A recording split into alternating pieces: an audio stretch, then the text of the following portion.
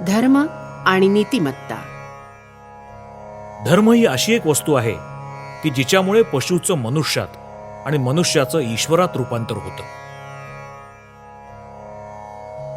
मनुष्य म्हणजे एक अमर्याद वर्तुळ असून त्याचा परिघ कुठेच नाही, पण त्याचा मध्यबिंदू एका विशिष्ट स्थानी आहे. आणि ईश्वर म्हणजे एक अमर्याद वर्तुळ असून त्याचा परिघ कुठेच नाही, पण त्याचा मध्यबिंदू मात्र सर्व ठिकाणी आहे. ईश्वर आणि सैतान यांच्यामध्ये फक्त निस्वार्थपणाचा आणि स्वार्थीपणाचाच काय तो फरक आहे.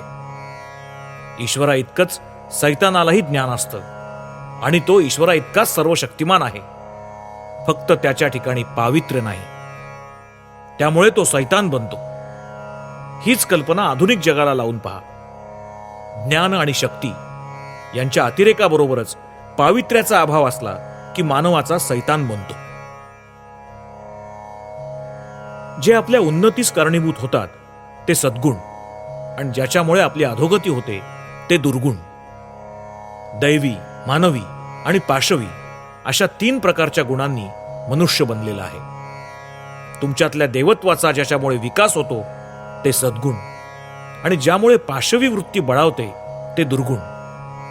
पाशवी वृत्ती नाहीशी करून तुम्ही मानव बनलं पाहिजे, म्हणजेच तुम्ही प्रेमळ आणि परोपकारी झाला पाहिजे. याच्याही पलीकडे तुम्ही गेलं पाहिजे आणि सच्चिदानंद स्वरूप बनलं पाहिजे. तसं झालं म्हणजे तुम्ही अग्निप्रमाणे तेजस्वी व्हाल, पण दाहक राहणार नाही. तुम्ही सर्वांवर उत्कट प्रेम कराल, पण मानवी प्रेमातले दोष तुमच्या ठायी उरणार नाहीत आणि तुम्ही सर्व दुःखातून मुक्त व्हाल. निस्वार्थताच ईश्वर होय.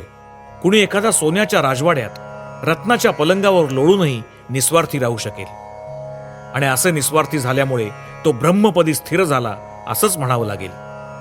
तर उलट दुसरा एखादा कदाचित खोपटात जिणं जगत असेल, चिंध्या गुंडाळत असेल, अजिबात कफल्लक असेल, पण तो जर स्वार्थपरायण असेल तर तो घोर संसारमग्न होय असंच म्हणणं भाग पडेल. तुम्ही धर्माकडे वळत आहात याचं पहिलं चिन्ह म्हणजे तुमची वाढती प्रसन्नता आहे. उदास असणं हे अग्निमांद्याचं लक्षण आहे, धर्माचं नव्हे. दुःख, दैन्य म्हणजे केवळ पापाचाच परिणाम आहे. तुमचा चेहरा उदास का असावा? त्यावेळी तो किती भयानक असतो. जर कधी तुमचा चेहरा उदास असेल तर त्या दिवशी तुम्ही स्वतःला आधी आपल्या खोलीत कोंडून घ्या. त्या दिवशी तुम्ही बाहेर जाऊ नका. तुमचा हा रोग जगात पसरवण्याचा तुम्हाला काय अधिकार? काय सांगतो जगाचा इतिहास? जगातील द्रष्ट्या महापुरुषांची शक्ती कुठे असते? कुठे होतो तिचा उगम? बुद्धीत. त्यांच्यापैकी कुणीतरी सूक्ष्म तर्काच्या कोलांट्या मारण्याच्या भरीस पडला का? त्यांच्यातील एकानं देखील असलं काही केलेलं नाही. काय सांगायचं ते त्यांनी अगदी थोड्या शब्दात सांगून टाकलं. ख्रिस्तासारखं हृदय होऊ द्या म्हणजे तुम्ही ख्रिस्त व्हाल. बुद्धासारखं हृदय कमवा म्हणजे तुम्ही बुद्ध व्हाल. प्रेम आणि भावना जीवन आहेत, त्याच शक्ती आहेत, त्याच ओज आहेत. त्यांच्याशिवाय बुद्धीनं केवढाही आटापिटा केला तरी तो ईश्वराप्रत पोहोचणं शक्य नाही.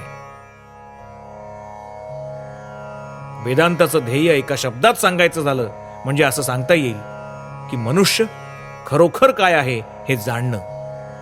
आणि वेदांताचा संदेश असा आहे, वेदांताचं म्हणणं असं आहे की ईश्वराचं व्यक्त रूप अशा आपल्या मानव बांधवांची तुम्ही जर उपासना करू शकत नसाल तर मग अव्यक्त अशा ईश्वराची तुम्ही काय उपासना करू शकाल? तुम्ही जर खरोखर पवित्र असाल तर मग तुम्हाला अपवित्रता दिसेलच कशी? कारण जे आत असतं तेच बाहेर दिसतं. आपल्या आत जर अपवित्रता नसेल तर ती आपल्याला बाहेर कधीही दिसणार नाही. वेदांताच्या साधनेचा हा एक पैलू आहे आणि आपण सर्वजण तो जीवनात उतरवण्याचा प्रयत्न कराल अशी मला आशा आहे.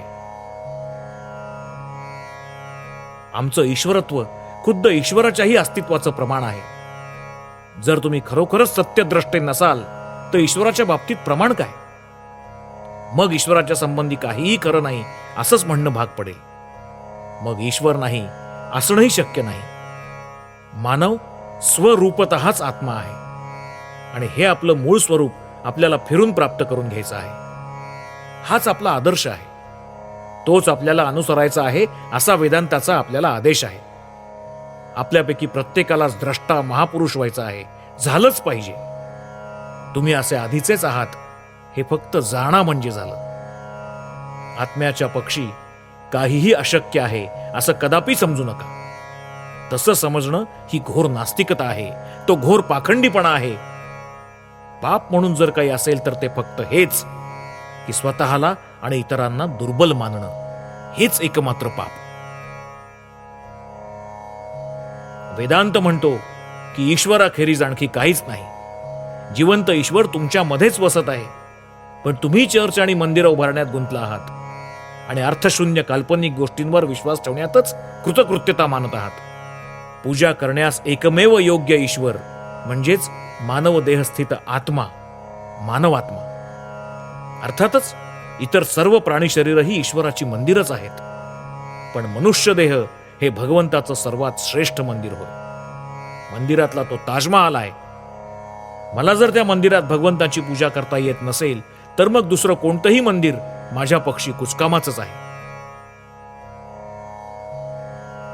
धर्माचं रहस्य प्रत्यक्ष आचरणात आहे, शुष्क मतवादात नाही. तुम्ही स्वतः चांगले व्हा आणि दुसऱ्याचं चांगलं करा. समग्र धर्म यातच साठवलेला आहे. जो केवळ प्रभू प्रभू म्हणून ओरडत असतो तो खरा धार्मिक नव्हेच, तर जो त्या प्रभूच्या इच्छेनुसार कार्य करतो तोच खरा धार्मिक आहे. ज्यामुळे आध्यात्मिक, मानसिक किंवा शारीरिक दुर्बलता येईल अशा गोष्टींना स्पर्श देखील करू नका.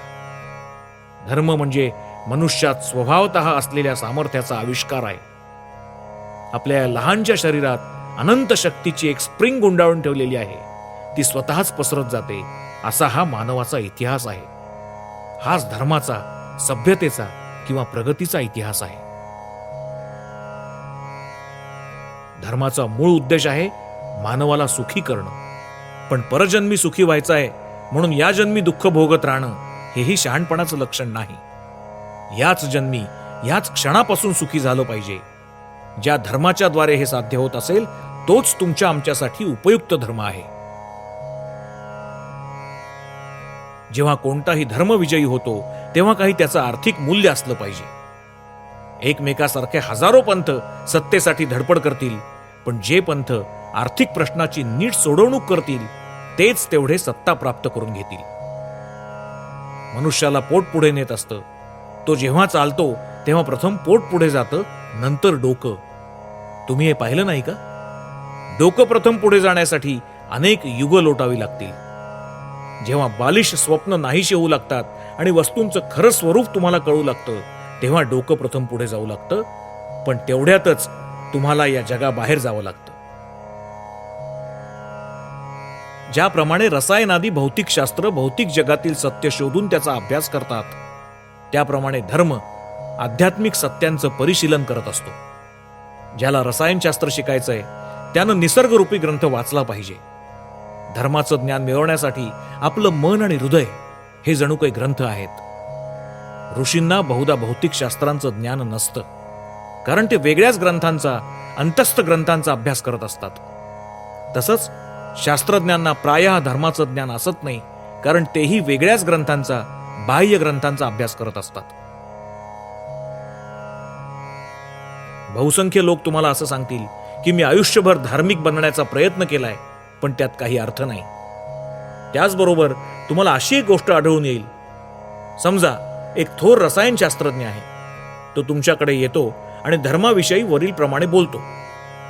तुम्ही जर त्याला म्हणाल की मी रसायनशास्त्रावर मुळीच विश्वास ठेवत नाही, कारण सर्व आयुष्यभर मी रसायनशास्त्रज्ञ होण्याचा प्रयत्न केला आणि त्यात काहीच अर्थ नाही असं मला आढळलं, तर तो विचारेल तुम्ही केव्हा प्रयत्न केला?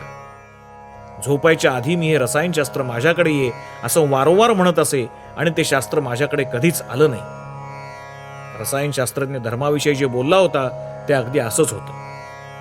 तो शास्त्रज्ञ तुमचं बोलणं ऐकून हसेल आणि म्हणेल रसायनशास्त्रज्ञ होण्याचा हा काही मार्ग नाही.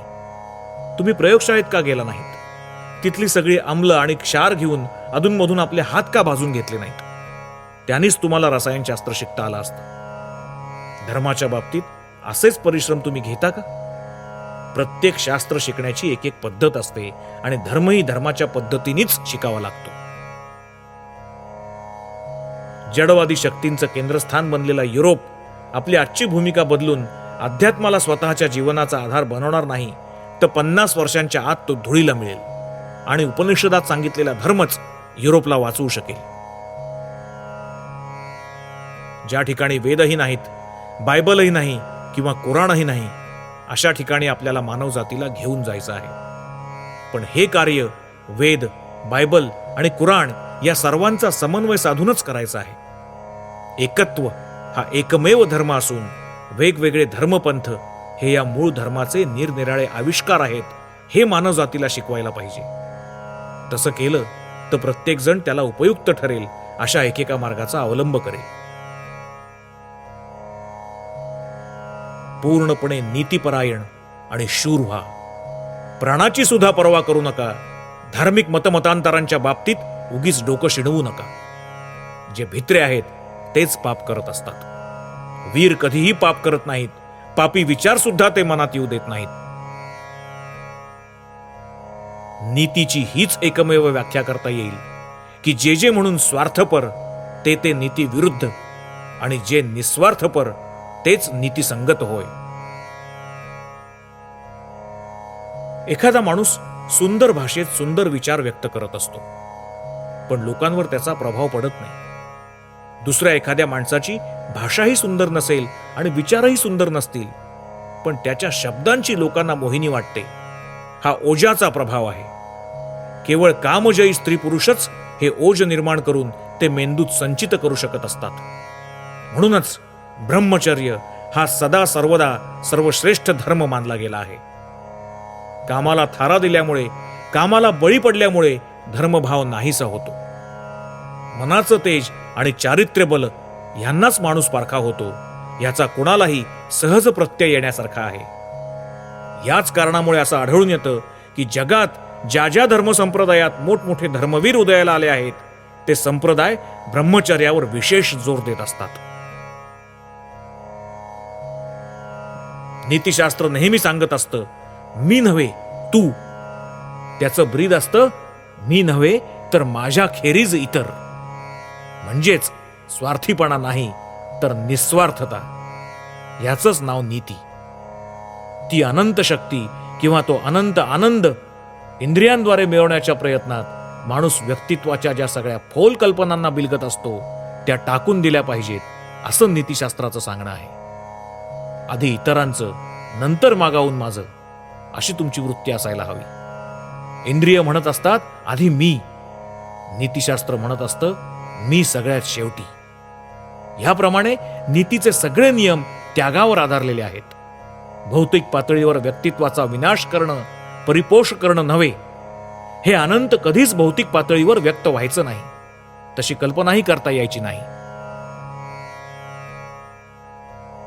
उपयुक्ततावादाच्या सिद्धांतांनी माणसा माणसातील नैतिक संबंधांचा उलगडा होऊ शकत नाही. कारण प्रथमतः म्हणजे केवळ उपयुक्तता लक्षात घेऊन आपण कोणतेही नीतिनियम निर्माण करू शकणार नाही. त्या अनंताकडे जाण्याचा, त्या इंद्रियातीत अवस्थेची प्राप्ती करून घेण्याचा आमचा प्रयत्न अव्यवहार्य आणि वेडगळ आहे. या एका सबबीवर उपयुक्ततावादी आम्हाला एकीकडे त्या प्रयत्नापासून परावृत्त करू इच्छित असतो आणि त्याचबरोबर दुसरीकडे तो आम्हाला नीतीचे पालन करण्याचा आणि समाजाचं हित करण्याचा आदेश देत असतो. पण आम्ही समाजाचं हित करायचं काय म्हणून? समाजाचं हित करणं ही एक गौण आणि दुय्यम गोष्ट होय. प्रथम म्हणजे आपल्या समोर एक ध्येय, एक लक्ष्य किंवा साध्य नसेल तर मग आपण नीतिमान काय म्हणून व्हायचं? नीतीचं पालन करून आपण काय साधणार आहोत? मी लोकांचं भलंच का करायचं, त्यांचं वाईट का करायचं नाही? ह्या प्रश्नाला उपयुक्ततावाद्यांचं काय उत्तर आहे? स्वतःचं सुख हेच जर मानव जातीचं लक्ष असेल तर मग इतरांना मी दुःखी करून स्वतःला सुखी करण्यास काय प्रत्याव आहे? तसं करण्यापासून मला काय परावृत्त करू शकेल? शिवाय उपयुक्ततावाद ही एक फारच संकुचित कल्पना आहे. उपयुक्ततावादी सिद्धांत केवळ वर्तमान सामाजिक परिस्थितीतच कामी पडू शकतील. ह्या पलीकडे त्यांना आणखी काही मूल्य नाही. पण धार्मिक आणि आध्यात्मिक सत्यांवर आधारलेले सदाचार आणि नीतिनियम माणसाच्या संपूर्ण आणि अनंत स्वरूपाला लागू पडतात. ते नीतिनियम असतात अर्थात व्यक्तीसाठी, पण ते आधारलेले असतात मात्र व्यक्तीच्या अनंत स्वरूपावर. जसे व्यक्तीला तसे समाजालाही ते लागू असतात, कारण ह्या व्यक्तींचा समुदाय म्हणजेच समाज होय.